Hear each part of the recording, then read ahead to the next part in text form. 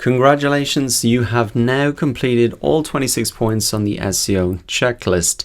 What I thought I'd do in this lecture is actually share student questions that I've received from my other SEO courses. Now, the purpose of doing this is really to reinforce what you've already learned here and to really share real student questions that I've received. Personally, I find the Q&A part of presentations or lectures that I go to the most interesting, because you really see real life questions that people have, and that really helps to reinforce what you've already learned. So we're not covering a lot of new ground here, but I think by hearing these questions and the answers, you'll probably answer questions you have yourself, and also this can really help you understand the information better by seeing the real questions that people have. So let us get straight into it, starting off with a question from Lionel here.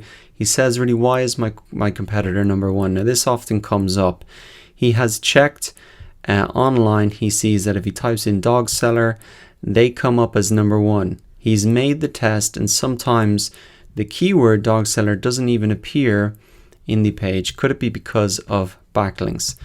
Well, for the first thing that you should make sure is when you are checking your rankings or seeing who's appearing number one, you don't want to do it when you're signed into your Google profile, because Google will change your search results based on your previous history. So if I look for, if I have visited puppyfind.com a lot of different times in the past, I type in dog seller, Google is going to bring that up as a search result because I've gone to it previously before. You really want to be checking here using Google Chrome incognito when you're not logged into your browser if you want to see the search results. Even better than that, if you want to get a more accurate view, you could use a tool like Ahrefs to really analyze the web page even more, to see the backlink profiles, etc. So that is really the steps that you should take. Use that incognito window to make sure your search results are not being personalized, and then also use the Ahrefs tool to understand better what the links to the profile, the keywords that they're ranking for, etc. Now, moving on to the second question, what could be the best SEO for the gaming niche? Now, this is a question that I often get asked. Okay, you've told us some examples, but that doesn't apply to my business.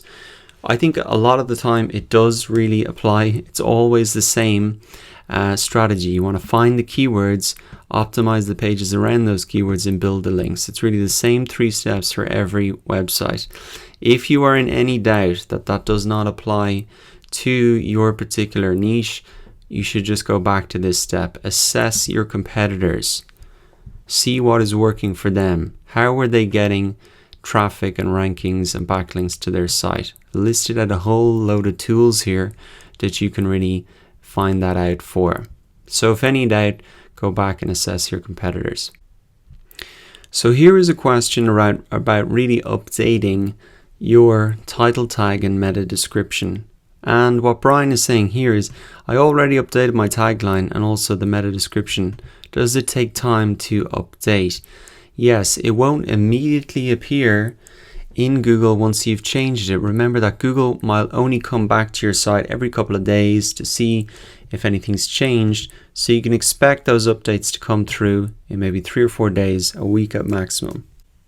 Here's a question about backlinks. What is the maximum backlinks per month? Do we remove the older backlinks when we add the new ones?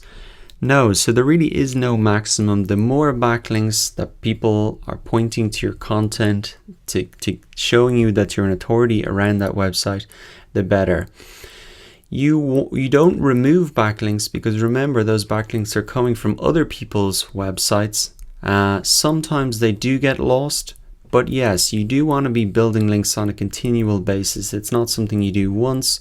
You want to keep creating that content, building up your authority, even doing that manual outreach to website owners and asking them for links back to your site, making them aware of your content, using the tools that we saw here, like Mention.net and BuzzSumo, to find those non-existing, non-linked content. So here we go, Etsy Shop SEO. So Etsy is a really platform to sell products online, kind of like a smaller version of eBay or Amazon.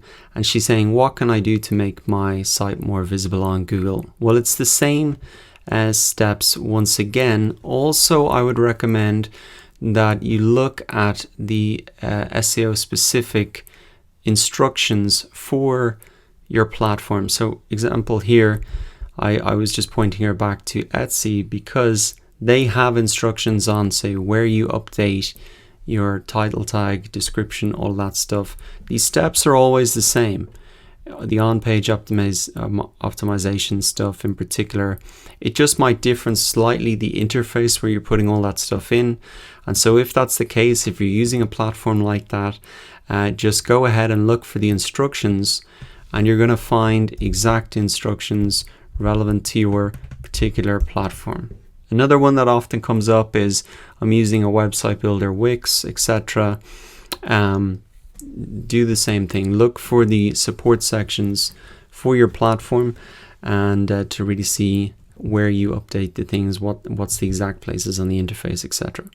Here is a question from Amira about keywords. She says, I want to be sure that I understand right. I should choose the keywords with low search volume regardless of the monthly searches. So this part is definitely right. You should choose those keywords with lower search volume. They'll be less competitive. They'll be easier to rank for if you go for those long tail keywords.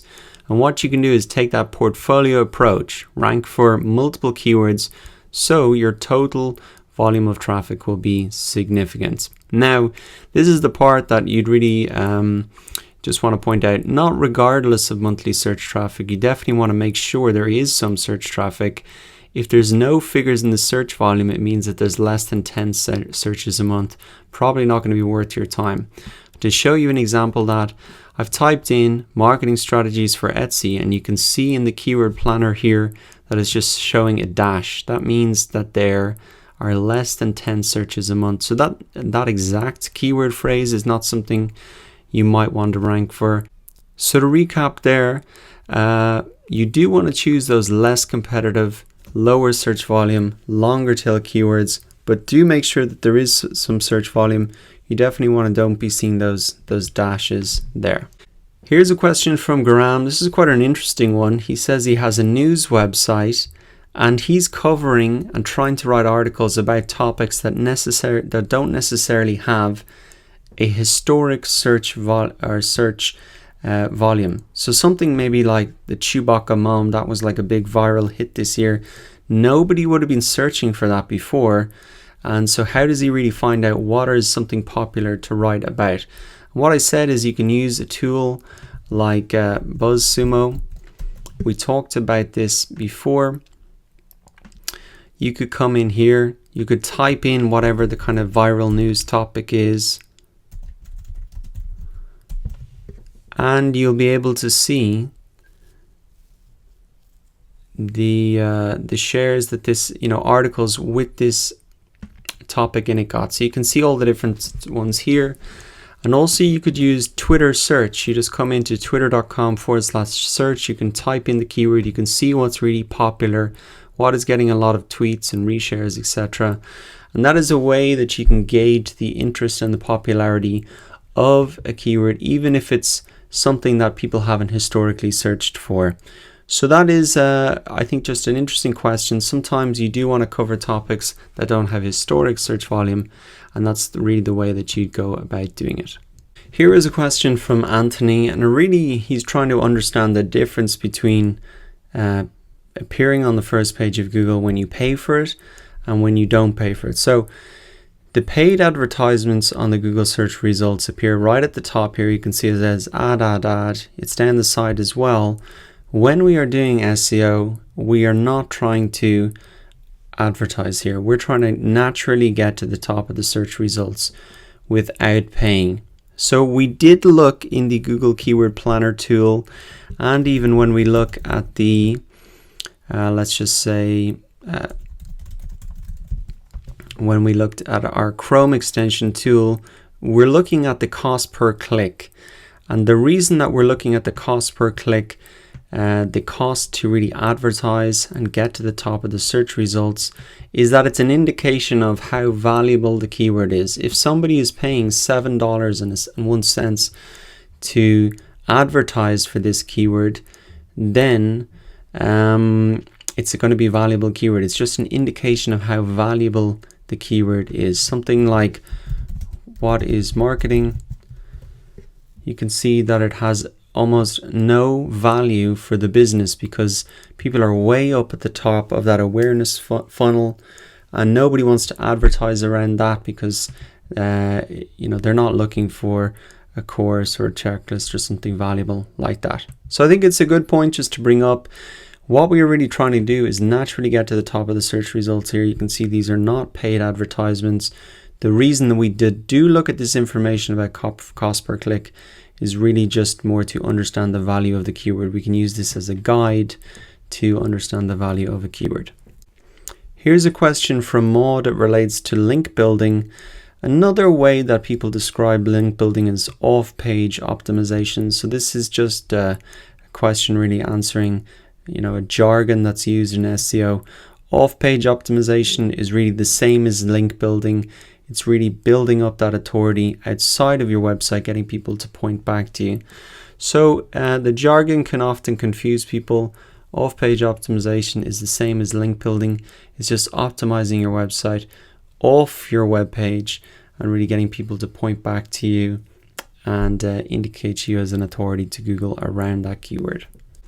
So here's a question from a B-Plab about backlinking. He's just not quite understanding what it is. So he says, who is the one who creates these links? These are other website owners who have websites who link back to your website. How do you create them naturally? You have to create content that's really worth talking about, that's worth linking and sharing to. And why would somebody link to you? Well, it's really they want to tell their audience about your product or service, and so they include a link to direct their audience there, and we saw a couple of examples of that in the course. Here's a question from Jennifer. It relates to keyword research, and she's asking, does the Google Keyword Planner tool categorize keywords into head, body, and long tail keywords? So let's answer this question first. No. Inside the Google Keyword Planner tool, they don't differentiate between head, body, and long tail keywords. That's a chart we discussed. That's just a way to think about different types of keywords and break them down. So the head one is a one-word keyword, the body is a two-word keyword phrase, and the tail, the long tail of that graph, is 3 or more keywords. That is not equivalent to the competition listed in Google, meaning low, medium, high. So here inside the Google Keyword Planner, you can see competition low, you can see medium, and there'll be some high one there. What this competition refers to is really the competition between advertisers to pay for this term. So essentially you can just ignore that completely. It really just shows if there's low competition, it means there isn't a lot of advertisers advertising for this particular phrase. And you'll likely see that these phrases that have more competition have a higher cost per click. So that's what it is. Those two things are not related. The Google Keyword Planner does not show the head, body, and long tail keywords. That's just a way to really think about the types of keywords that you should be going after. And we really said we should focus on the body and long tail keywords because these are less competitive. So here's another question about the Google Keyword Planner tool. He's wondering what suggested bid means. What is the meaning of suggested bid? I don't understand what we have to pay for. So this is similar again. Remember that we're using the Google Keyword Planner tool. It's part of Google AdWords. Google AdWords is the advertising platform of Google. So they have information here that's relevant for advertisers. We are not advertising. We are just using this information as a guide. The suggested bid can give us a guide to really how valuable the keyword is because we can see how much advertisers are willing to spend on it. Okay, so I'm going to wrap it up here for the first part of this student Q&A session. That was really designed to help reinforce all of the points and actions that you've taken here. I'm going to do one more in the next lecture some more challenging questions. So I'll see you there once again.